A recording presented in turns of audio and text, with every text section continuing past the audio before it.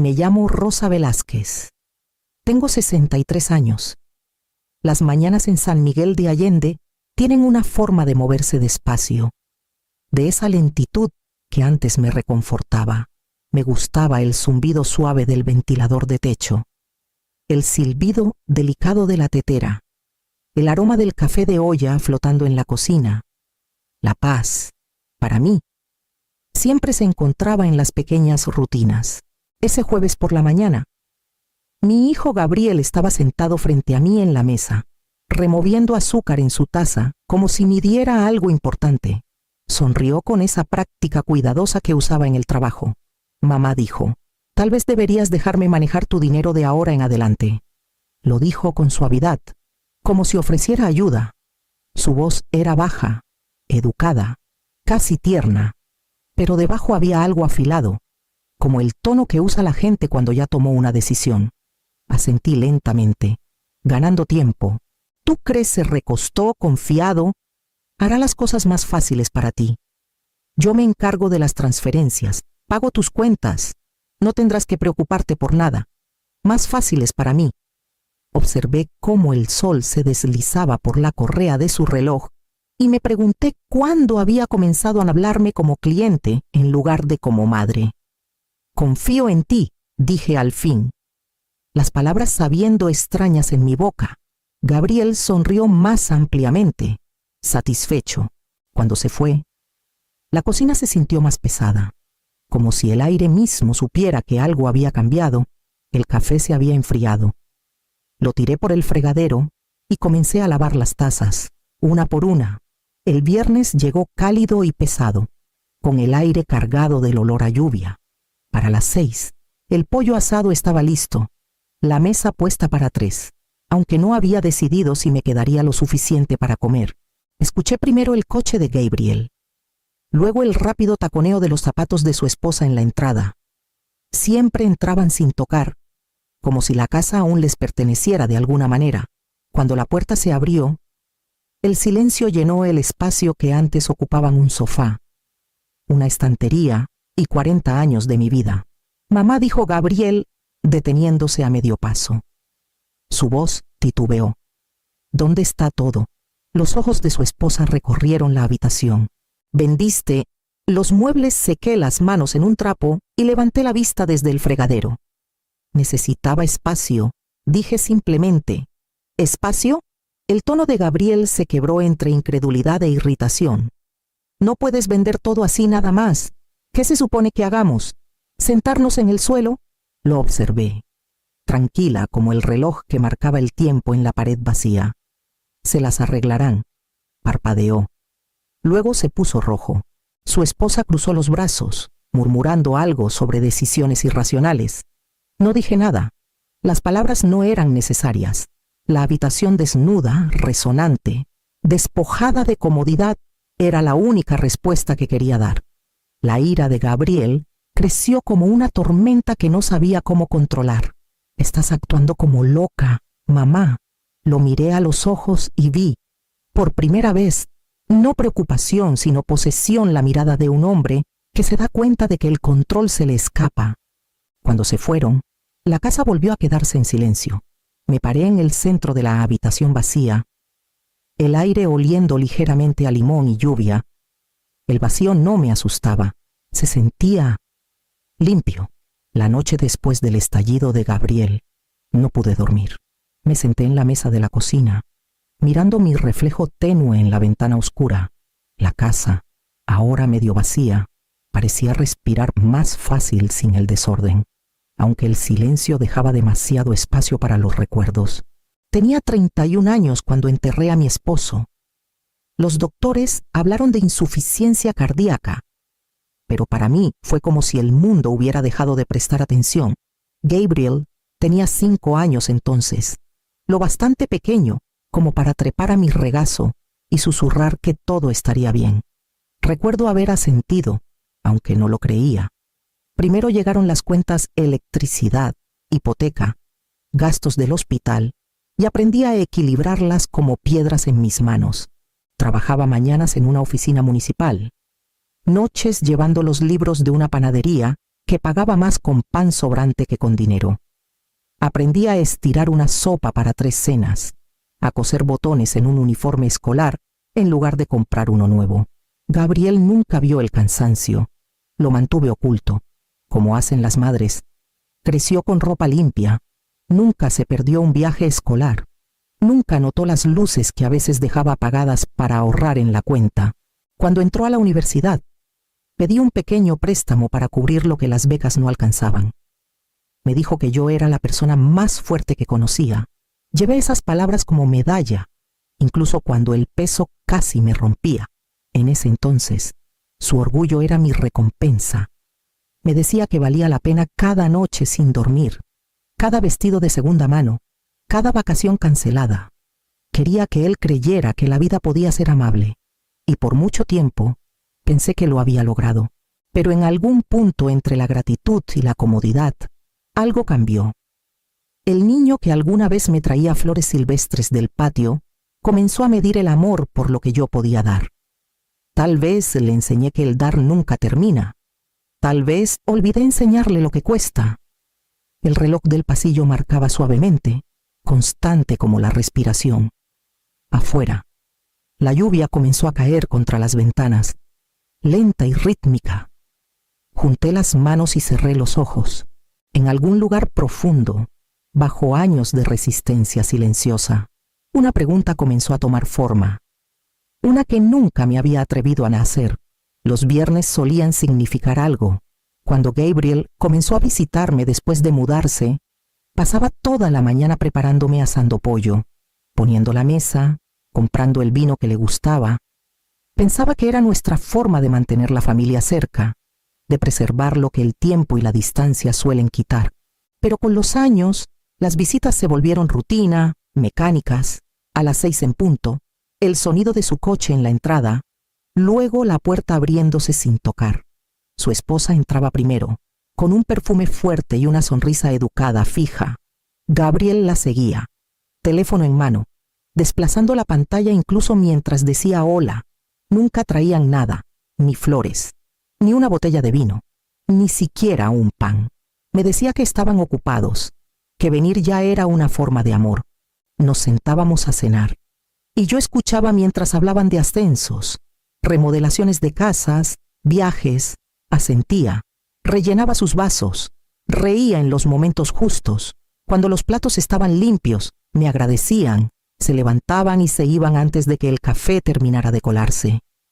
Así pasó durante años 3 cenas al mes, docenas de comidas, cientos de palabras educadas que no decían nada real. Al principio no noté el silencio después de que se iban. Estaba demasiado cansada, demasiado agradecida por la compañía, aunque fuera superficial. Mi cumpleaños 60 llegó en una tarde gris de febrero.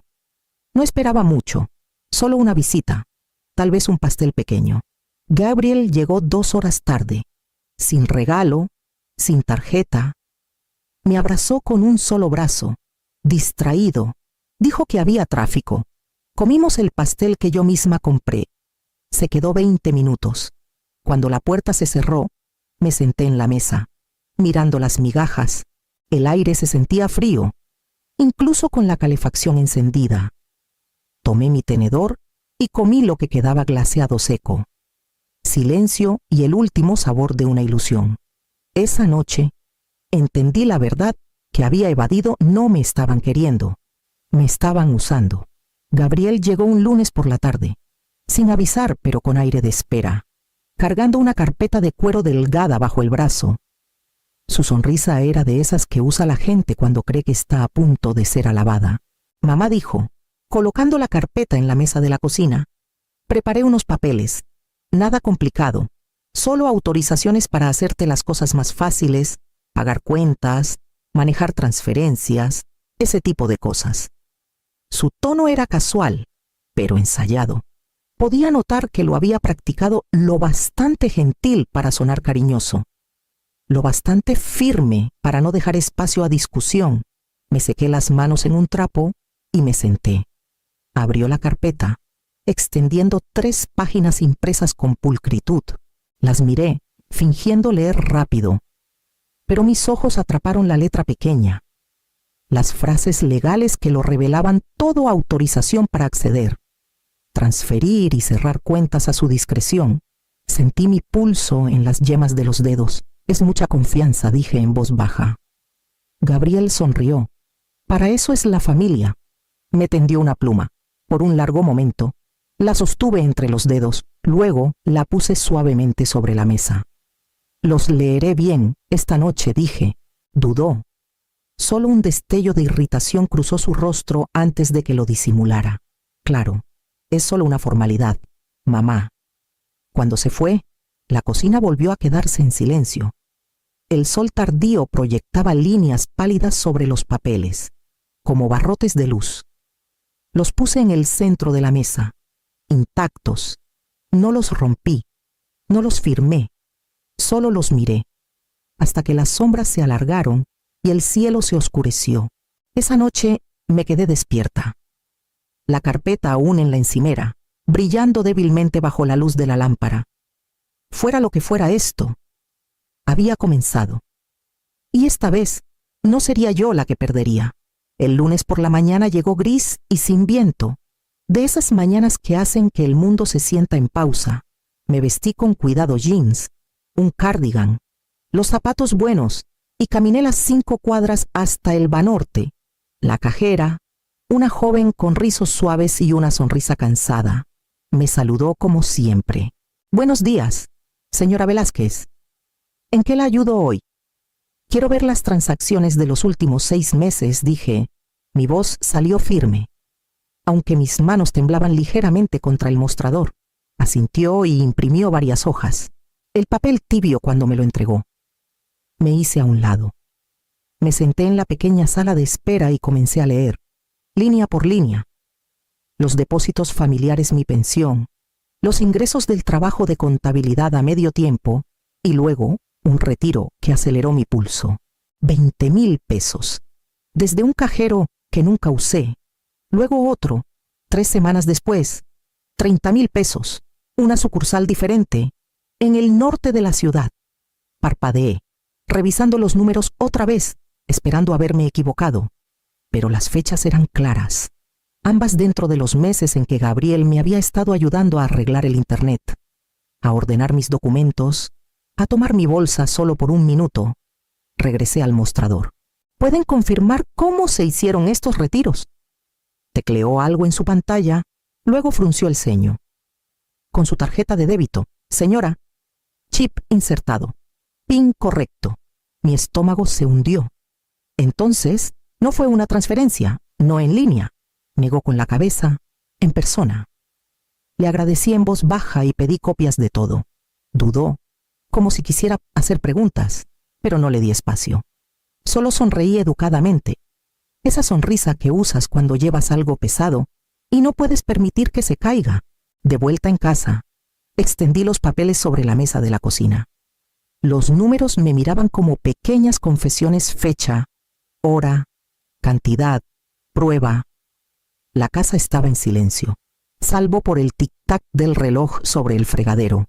Por años, pensé que el dolor venía de la pérdida de personas, de tiempo, de esperanza. Pero esto era diferente. Esto era traición. Y la traición tenía un sabor más frío. Reuní los papeles en una pila ordenada. Los alicé con la mano y los dejé allí, junto a la carpeta intacta que Gabriel había traído.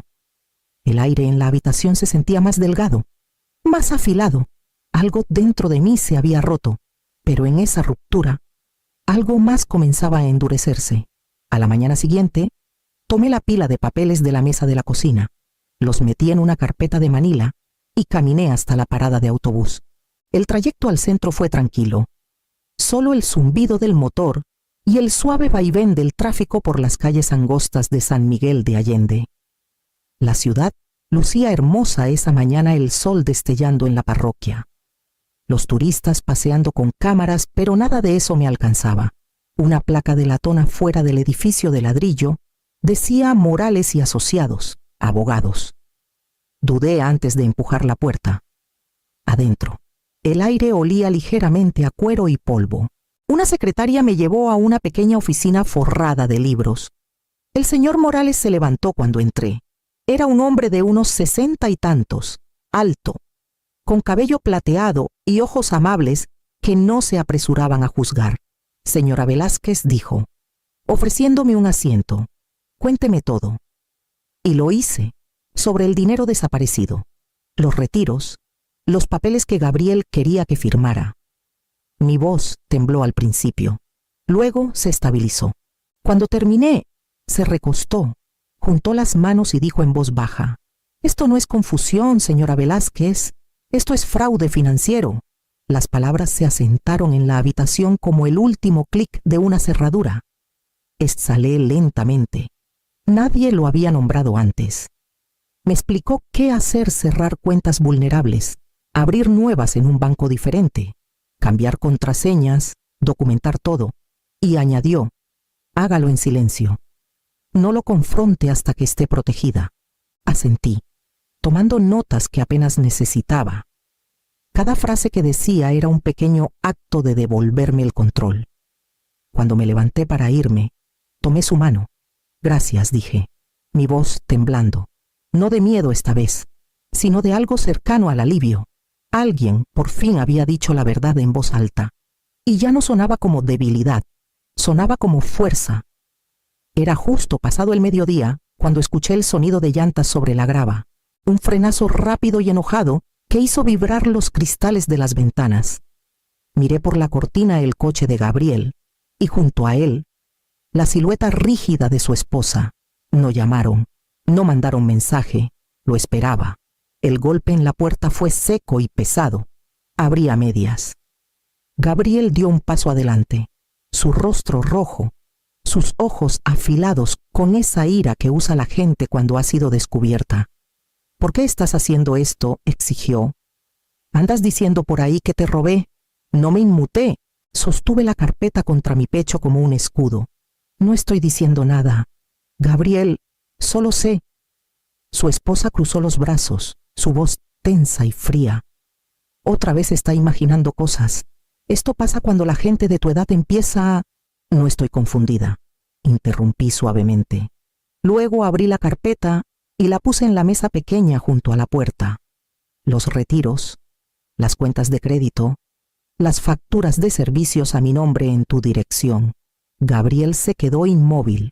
Su expresión cambió: shock, negación. Luego algo más oscuro. Fuiste a hurgar en mi vida, espetó. No tienes idea de cómo funcionan las finanzas. Mamá, te estaba ayudando. Solo estás paranoica. Lo miré a los ojos, tranquila y firme.